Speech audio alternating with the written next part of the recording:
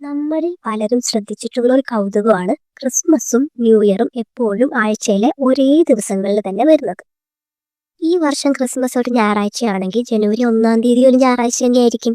എന്തുകൊണ്ടാണ് ഇങ്ങനെ സംഭവിക്കുന്നത്? ഇതിന്റെ പിന്നിലെ കാരണം നമുക്കൊന്ന് നോക്കാം. ആദ്യമായിട്ട് ഇതിന്റെ പിന്നിലെ ലളിതമായൊരു കണക്കാണ്.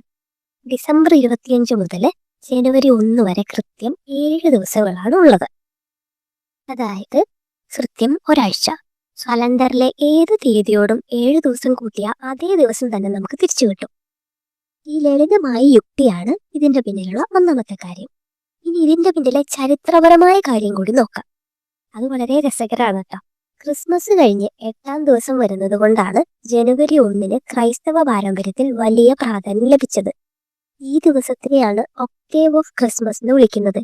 ബൈബിൾ നിയമപ്രകാരം യേശു ജനിച്ച് 8-ാം ദിവസം അദ്ദേഹത്തിന് പേരിടുകയും പരിച്ഛേദന കർമ്മം നടത്തുകയും ചെയ്തു. അപ്പൊ യേശുവിന്റെ ജനനത്തെ അടിസ്ഥാനമാക്കിയാണ് നമ്മുടെ കലണ്ടർ വർഷം എണ്ണുന്നത്.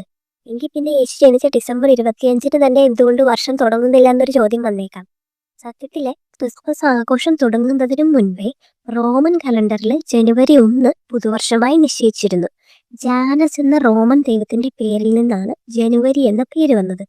തുടക്കങ്ങളുടെയും മാറ്റങ്ങളുടെയും ഒക്കെ ദൈവമാണ് ഈ ജാനസ്. ചരിത്രത്തിൽ പല കാലഘട്ടങ്ങളിൽ ഡിസംബർ 25-നും മാർച്ച് 25-നും ഒക്കെ പുതുവർഷം ആഘോഷിച്ചിരുന്ന രാജ്യങ്ങളുണ്ടായിരുന്നു. എന്നാൽ പിന്നീട് ഗ്രിഗോറിയൻ കലണ്ടർ ലോകമെമ്പാടും അംഗീകരിക്കപ്പെട്ടതോടെയാണ് ജനുവരി 1 ഔദ്യോഗിക പുതുവർഷമായി മാറിയത്.